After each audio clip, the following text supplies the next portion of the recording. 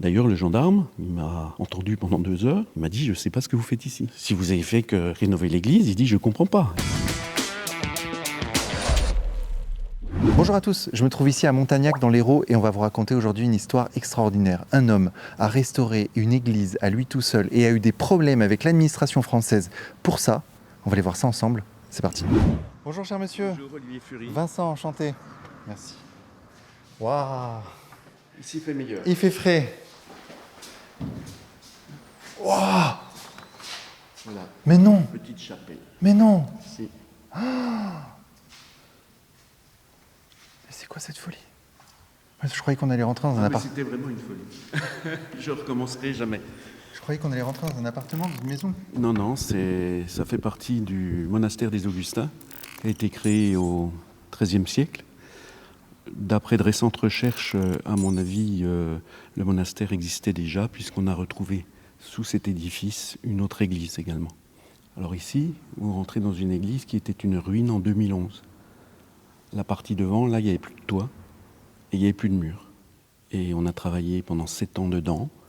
Lorsqu'on a voulu ouvrir, tout le monde était au courant des travaux titanesques qu'on a effectués. Donc c'est une association, c'est la sauvegarde du monastère des Augustins. Et lorsqu'on a fini les travaux, qu'on a voulu ouvrir, eh ben, quelqu'un nous a dit « Ah oui, mais on n'avait pas de permis de construire ». Alors on s'est retrouvé au tribunal. Et après, un peu, tous les médias s'en sont mêlés, nous ont aidés. Urgence Patrimoine nous a bien aidés. Des hommes politiques, des écrivains, des prix Nobel de la paix, Madame Macron. Et on a réussi à avoir notre permis. Mais on est allé au tribunal et on a encore une audience au mois de septembre, qui devrait normalement être qu'une formalité. Qu'est-ce qu'il vous disait? C'est tout simple. Par exemple, vous prenez le cas d'un particulier qui subit une tempête, sa toiture s'en va, un mur s'écroule, il remet la toiture et il remet le mur, il se trouve au tribunal parce qu'il n'a pas demandé de permis de construire. C'est un peu ce qui est arrivé à notre association.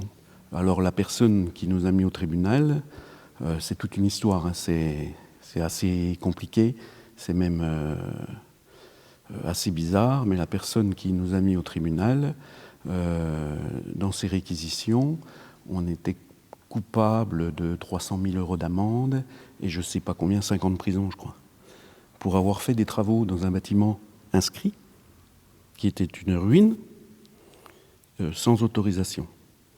Alors que nous, on pensait sauver l'édifice, quoi. Car aujourd'hui, il n'existerait plus du tout.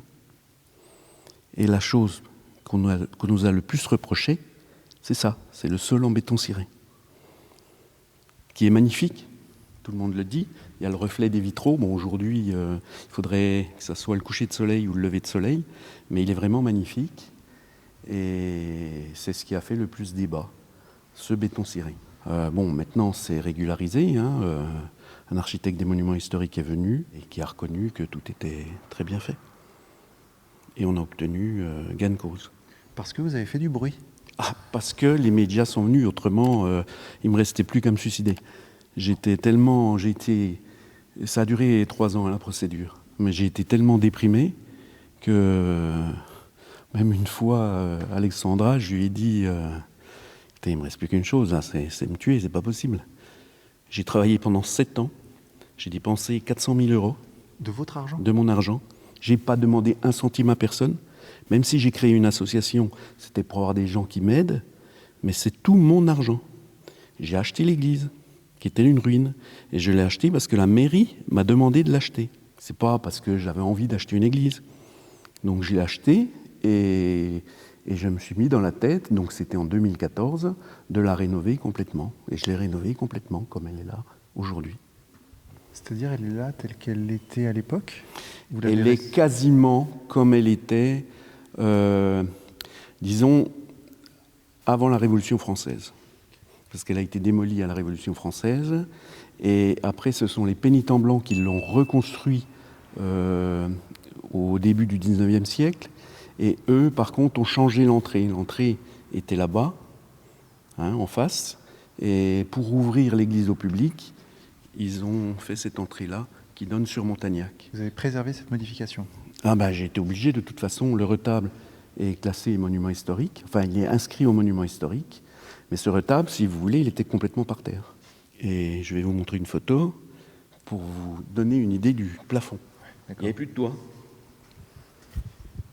Ça, bon, j'ai pas de très belles photos, ça c'était la poutre centrale qui fait toute la longueur de l'église.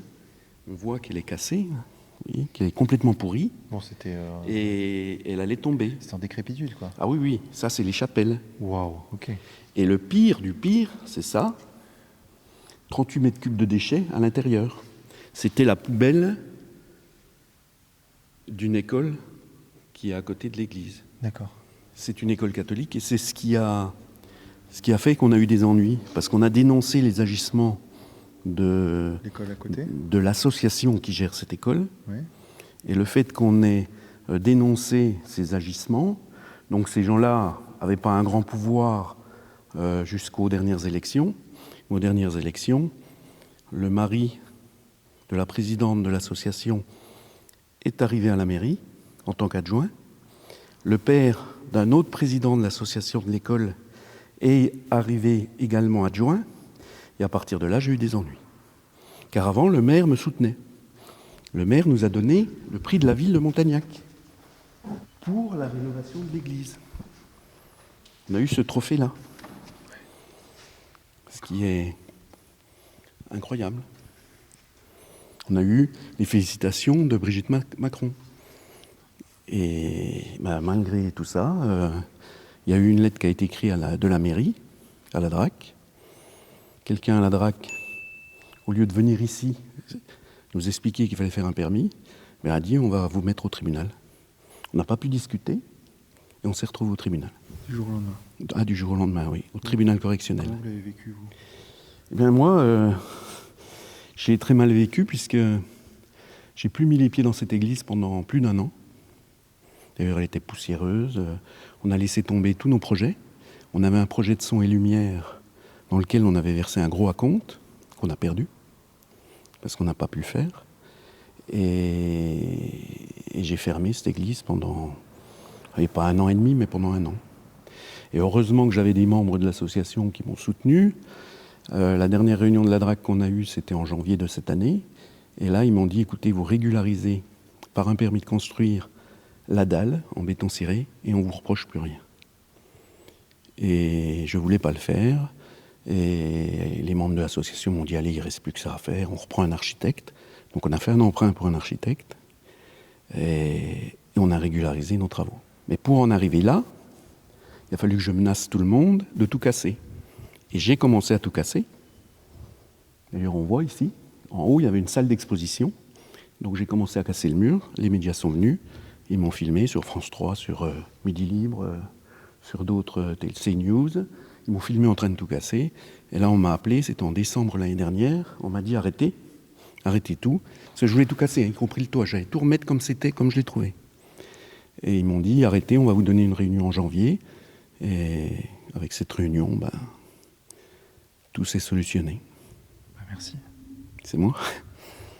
C'est moi. C'est moi et nous tous. On vous remercie d'avoir accompli ça. C'est beau. Alors moi, tout le monde, tous les gens qui viennent, parce qu'on n'a encore pas l'autorisation de l'ouvrir en public. Et j'espère avoir l'autorisation très prochainement. J'ai rendez-vous avec le maire d'ailleurs demain. J'espère avoir l'autorisation de l'ouvrir au public. Pour l'instant, elle est visitée quasiment tous les jours, puisqu'avec le bruit que ça a fait, les gens m'appellent, ils viennent, surtout qu'on est une ville touristique, donc ils viennent visiter. Et tous les gens, lorsqu'ils rentrent, ils se disent oui, effectivement, on s'attendait à une petite chapelle, on ne s'attendait pas à une grande église, parce qu'elle fait quand même 12,50 m de haut et 450 m au sol, 450 mètres carrés. C'est vous qui avez retapé cette église? Quasiment tout. On m'a aidé un peu pour les joints. Mes enfants, on a refait la toiture complète avec mes enfants. Et le béton ciré, c'est une entreprise.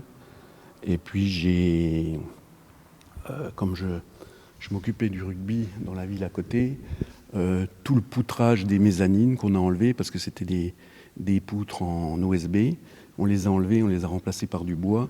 Et c'est des gens du rugby qui m'ont aidé. Voilà, pour les travaux trop physiques.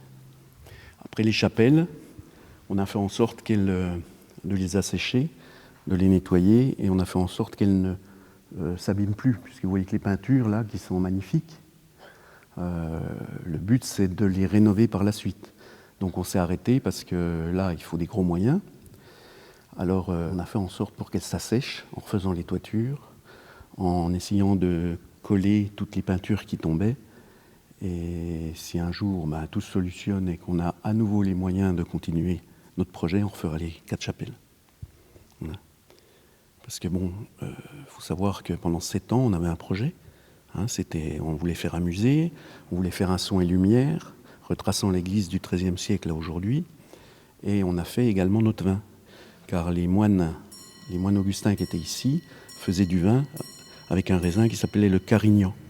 Donc on a eu la chance de retrouver une vieille vigne à Montagnac, de Carignan, et tous les ans, on a refait notre vinification et on a fait des bouteilles de vin. Donc en gros 500 bouteilles par an, et avec le bénéfice, on voulait continuer notre projet. Le problème, c'est que, comme tout s'est arrêté, on s'est engagé pour le vin, donc on a continué à le produire, et on va continuer à le vendre si on a l'autorisation d'ouvrir. Tout est parti d'une fake news en réalité.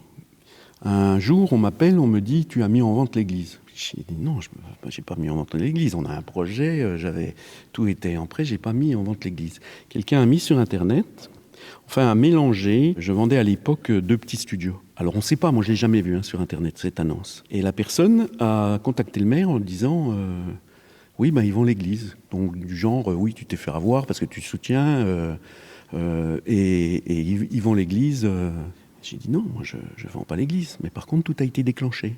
C'est-à-dire que la mairie a envoyé un courrier à la DRAC, et la DRAC, au lieu de venir ici, me poser des questions, me dire vous avez fait des travaux, il faut régulariser, tout de suite, ils m'ont envoyé une lettre recommandée, et j'ai reçu une lettre, je ne sais pas si elle est là, de la gendarmerie. J'ai été convoqué à la gendarmerie, comme un vulgaire voleur. D'ailleurs, le gendarme, il m'a entendu pendant 2 heures, il m'a dit « je ne sais pas ce que vous faites ici. Si vous avez fait que rénover l'église », il dit « je ne comprends pas ». Ça se comprend, il y a des gens qui volent des statues, il y a des gens qui volent des tableaux. Moi non, j'ai tout, au contraire, tout rénové. Et c'était mon église et c'était mon argent. C'est pour ça que ça a fait un bruit et que personne ne comprend. Et moi, à force d'expliquer toujours tout ça, j'ai l'impression que je ne suis pas normal. Et ce qui est le plus grave, c'est arrivé quasiment en même temps que M. Macron faisait un discours en disant « il faut peut-être que les Français se mettent à restaurer le patrimoine religieux ». C'était quasiment en même temps. Alors après, pour se faire entendre, ça a été très long. Et après, quand vous tombez sur des fondations comme le patrimoine, qui sont un peu plus entendues, je suis tombé sur des journalistes locaux qui sont venus ici et qui ont très bien compris et qui m'ont soutenu. Et à partir de là, oui, ça a fait beaucoup de bruit. Oui. Alors on a eu un premier procès à Béziers. Au début, alors j'ai pris un avocat, bien sûr, ça coûte beaucoup d'argent. Et le procureur de Béziers commence par son discours presque en me félicitant. Je me dis, c'est parfait, quoi, parce que j'avais rénové l'église. Et après, elle a tourné son discours en disant, oui, mais monsieur, on est dans un état de droit. Lorsque vous faites quelque chose en France, il faut avoir des permis, des autorisations. Alors que nous, l'église a toujours été ouverte pendant 7 ans. Je veux dire, j'ai eu des autorisations de voirie, j'ai tout eu, mais jamais j'aurais imaginé que pour changer une toiture, il fallait une autorisation. Puisque je changeais une toiture en ruine, qui s'écroulait, par la même toiture, mais en neuf. En faisant le sol, alors qu'il n'y avait plus de sol, je ne pensais pas qu'il fallait un permis de construire. Et je pense que tout le monde est comme moi. Mais personne ne m'a averti au départ, quand j'ai pris cette ruine, qu'on m'a vendue quasiment pour le franc symbolique. Pour vous dire l'état de l'église, c'est qu'on me l'a vendue 11 000 €. C'est même pas le prix du terrain constructible. C'est que vraiment, c'était une ruine. C'était la poubelle municipale ici. Et lorsqu'on vous vend ça, on ne vous dit pas... Alors bien sûr, vous allez chez un notaire. Le notaire me dit c'est un bâtiment inscrit, donc il le marque, mais c'est tout. Il ne vous marque pas, il ne vous dit pas faites attention, vous risquez d'avoir des ennuis, ou faites attention, il faut faut appeler la drague. J'ai eu un architecte des monuments historiques quasiment tous les ans qui est venu me visiter. Jamais on ne m'a rien dit. On a attendu que ça soit fini. Alors les gens venaient, ils me disaient, bon, bah, quand j'ai voulu faire en pierre apparente, parce que c'était du plâtre qui tombait sans arrêt, et donc personne ne m'a dit, ne le faites pas en pierre apparente. Or, la personne qui a écrit au procureur de la République, qui était un architecte des monuments historiques, a dit, vous vous rendez compte, il a fait en pierre apparente. Mais le reproche principal, c'était ce béton ciré. Eh bien, ce que vous avez fait est sublime. Merci. La Vierge, ça a été une découverte parce qu'on l'a trouvée dans un mur. La Vierge sur l'autel. Ah oui? Dans un mur? Oui, elle a été cachée parce qu'elle a beaucoup d'histoire. Elle a été détruite avant la Révolution française, cette église. Ouais. Et lorsqu'il y avait les guerres de religion, où les moines ont été obligés de fuir à Carcassonne, mais il y a eu 3 moines qui sont morts brûlés ici. D'accord. Et qui ont été enterrés. Ici, on a le caveau des moines. Dessous, on a une crypte. Ils sont enterrés dedans. Tous les moines ont été enterrés dans cette crypte. Et après, il y a eu la Révolution française, où les moines ont été chassés encore à nouveau. Par contre, l'autel que vous voyez là n'était pas là, puisque il y avait un autel central, certainement, au centre de l'église. C'était inversé, oui. Et ça a été inversé. Et cet autel est assez récent, hein, il a 2 siècles. Il a été construit par les pénitents blancs. D'accord. Et le retable, on pense qu'il vient de l'abbaye de Valmagne, qui est une grande abbaye pas très loin de Montagnac, car les moines que vous voyez qui sont en relief sont des moines bénédictins et pas des moines augustins. D'accord. Et à l'intérieur, si vous regardez bien, vous avez une petite boîte en verre. Dans chaque moine, ce sont des reliques. Donc on a une relique de Saint Placide, qui est du 8e siècle, et on a une autre relique qui a été datée du siècle de Jésus. Mais on ne sait pas de qui elle est.